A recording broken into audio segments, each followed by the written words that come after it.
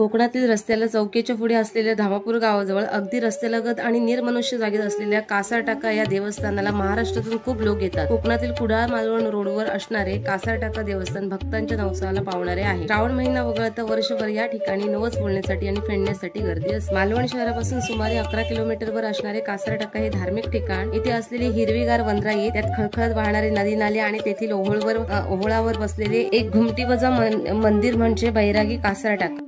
कासारटाक्याला मटणाच्या जेवणाचा नवस बोलला की आपली इच्छा पूर्ण होते, अशी भाविकांची भावना असल्यामुळे आजही लोक कासाराला जेवणास नवस बोलतात। नवस फेडण्यासाठी भाविकांना येथे जेवण बनवावे लागते। कासारटाक्याच्या डोंगरात पुरुष मंडळीच ओहोळाच्या पाण्यात अन्न शिजवतात। येथे शिजवलेल्या अन्नाची चव न्यारीच असते। येथे शिजवलेले अन्न घरी घेऊन नये असे सांगितले जाते। अनेक दुर्मिळ प्रजातीमधील पशुपक्षी, फुलपाखरे, साप, बेडूक येथे दिसून आले असून या परिसरात जैवविविधतेचा अनमोल ठेवा आढळून आला।